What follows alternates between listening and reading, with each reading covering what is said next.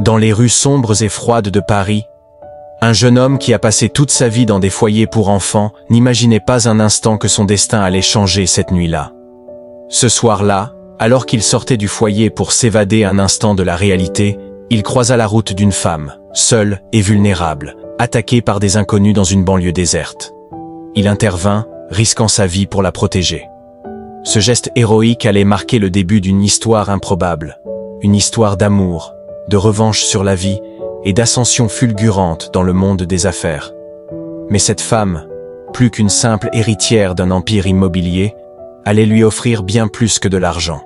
Elle allait lui offrir une chance de transformer sa vie à jamais. La nuit était tombée sur la banlieue parisienne.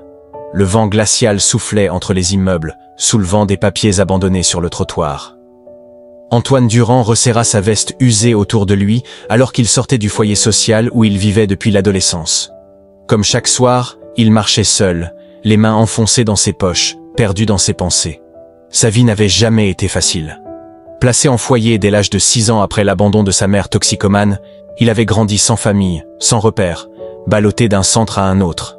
À 18 ans, il avait enchaîné les petits boulots, luttant chaque jour pour survivre. Son avenir semblait tout tracé. Une vie de galère, sans grande perspective d'évolution.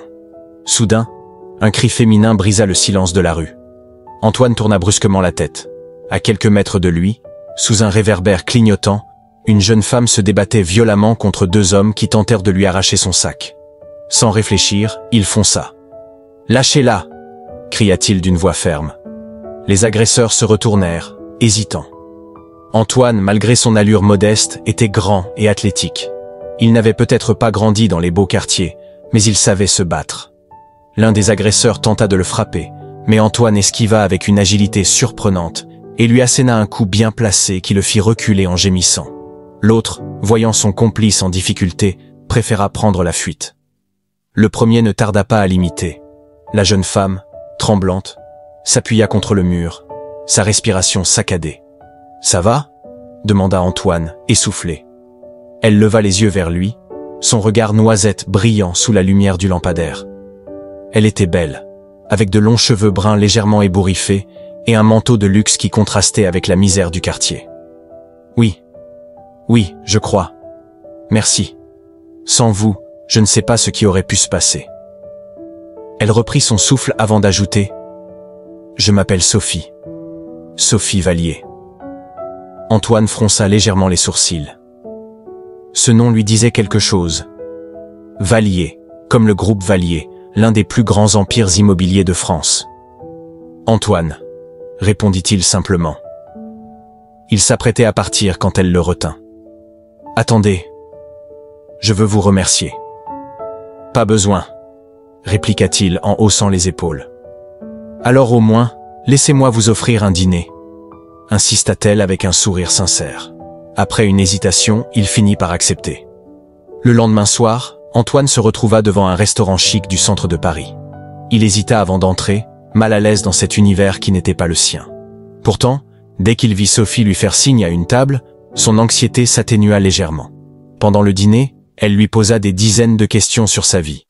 Il répondit honnêtement, racontant son enfance difficile, ses galères pour trouver du travail, son absence de famille. « Comment faites-vous pour garder espoir après tout ça ?» demanda-t-elle, visiblement émue. « Je ne sais pas si j'ai encore de l'espoir, » avoua-t-il avec un léger sourire amer. « Je fais juste ce que je peux pour survivre. » Sophie, fascinée, l'écouta avec une attention qu'Antoine n'avait jamais reçue. Il ne comprenait pas pourquoi une femme comme elle s'intéressait à lui. Petit à petit, une amitié naquit. Sophie l'entraîna dans son monde, l'invitant à des événements, lui faisant découvrir le luxe et le raffinement des cercles d'affaires. Mais plus que cela, elle l'introduisit dans le monde des opportunités.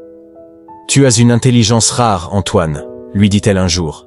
« Si tu apprenais les bases du business, tu pourrais faire quelque chose d'incroyable. » Il rit, pensant qu'elle plaisantait. « Moi, dans les affaires ? J'ai grandi dans la rue, Sophie. » Et alors ? Ça ne t'empêche pas d'être brillant. Elle avait vu en lui un potentiel qu'il ignorait lui-même. Avec le temps, leur relation se transforma. Ce qui n'était au départ qu'une amitié devint une évidence. Ils tombèrent amoureux. Mais leur amour ne pouvait pas être affiché au grand jour. Les médias se déchaîneraient sur leur histoire. Pire encore, la famille Vallier était catégoriquement opposée à cette relation. « Il n'a rien à faire avec toi, Sophie », tonna François Vallier, son père. « Il ne cherche qu'à profiter de toi », ajouta sa mère. Sophie savait que c'était faux.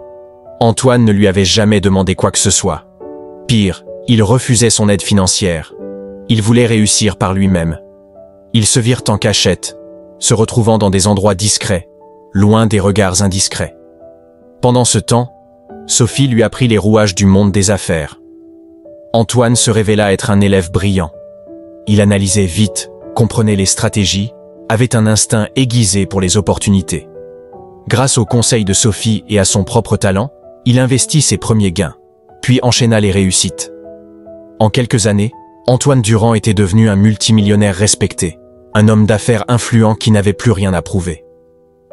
Un jour, Sophie prit une décision radicale. « Antoine, je veux qu'on officialise notre relation. »« Tu es sûr ? Tes parents ne me laisseront jamais entrer dans votre famille. On s'en fiche. Je t'aime, et je veux être avec toi. » Lorsqu'ils annoncèrent leur relation, les médias s'emballèrent. Un ancien enfant de foyer devenu fiancé d'une riche héritière, un conte de fées pour certains, un scandale pour d'autres. La famille Vallier fit tout pour les séparer, allant jusqu'à menacer de déshériter Sophie. Mais elle ne céda pas. « Si vous ne pouvez pas accepter Antoine, alors je n'ai plus rien à faire ici. » Face à sa détermination et au succès grandissant d'Antoine, ses parents finirent par céder. Leur mariage fut somptueux. Antoine était passé de la rue au plus haut sommet de la société, mais il n'oublia jamais d'où il venait.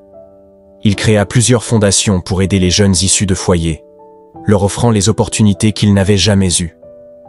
Des années plus tard, alors qu'ils regardaient Paris depuis la terrasse de leur pentouse, Sophie vint le rejoindre. « À quoi tu penses ?» demanda-t-elle en l'embrassant tendrement. « À cette nuit où tout a commencé. » Elle sourit. C'était écrit. Antoine serra sa femme dans ses bras, sachant qu'il avait enfin trouvé ce qu'il avait toujours cherché, un foyer, une famille et un amour indestructible. Malgré son ascension fulgurante et son travail acharné, Antoine n'échappa pas aux critiques. Dès que sa relation avec Sophie fut rendue publique, les spéculations fusèrent. Les médias, avides de scandales, ne tardèrent pas à s'emparer de l'histoire de « l'orphelin des foyers devenu millionnaire grâce à une riche héritière ». Les articles insinuaient qu'Antoine n'aurait jamais réussi sans l'influence de Sophie, que son talent en affaires n'était qu'une illusion et qu'il n'était rien d'autre qu'un opportuniste profitant de l'amour d'une femme trop naïve. Dans les cercles huppés de Paris, les murmures allèrent bon train. Lors des galas et des réceptions, Antoine sentait les regards pesant sur lui, certains teintés de mépris, d'autres de curiosité. C'est incroyable, n'est-ce pas? Un simple garçon de foyer qui se retrouve à la tête d'un empire. Un conte de fées moderne ou un plan bien orchestré? Il sait s'entourer, c'est sûr. Mais a-t-il vraiment du talent? Certains investisseurs et grands noms de l'immobilier refusaient de le prendre au sérieux. Ils le voyaient comme un arriviste, un homme dont le succès reposait uniquement sur le nom et la fortune des Vallier. Lors des premières négociations importantes qu'il mena seul, il sentit la réticence de certains partenaires. Un jour, alors qu'il tentait de convaincre un puissant promoteur d'investir dans un de ses projets, l'homme le fixa longuement avant de sourire d'un air narquois. « Vous savez, monsieur Durand, j'admire votre ambition. Mais soyons honnêtes, sans votre épouse et le réseau de son père, personne ne vous écouterait. » Antoine serra les poings sous la table, mais resta calme. « J'imagine que c'est ce que vous pensez, » répondit-il froidement. Pourtant, ce projet n'a rien à voir avec la famille Vallier. Tous les chiffres sont là. Si vous refusez d'investir, ce n'est pas un problème. D'autres le feront. L'homme rit doucement, visiblement amusé par son assurance. Nous verrons bien combien de temps vous tiendrez. Ce genre de remarques, Antoine en entendait souvent. On lui attribuait son succès à sa femme, on minimisait son intelligence et sa capacité à mener des affaires. Mais il n'était pas du genre à se laisser abattre. Plutôt que de se justifier, il décida de prouver sa valeur par ses résultats. Il lança plusieurs projets en dehors de l'Empire Vallier, utilisant son instinct et son sens aiguisé, des affaires pour bâtir sa propre fortune. Il identifia des opportunités que d'autres ne voyaient pas, investit dans des quartiers en pleine mutation, diversifia ses activités en s'intéressant à la tech et aux startups innovantes. Peu à peu, son nom commença à s'imposer par lui-même. Les sceptiques furent contraints de reconnaître son talent. Certains, qui le méprisaient auparavant, tentèrent même de s'associer à lui. Un jour, alors qu'il était invité à un dîner d'affaires exclusif, il croisa l'investisseur qu'il avait rabaissé des années plus tôt.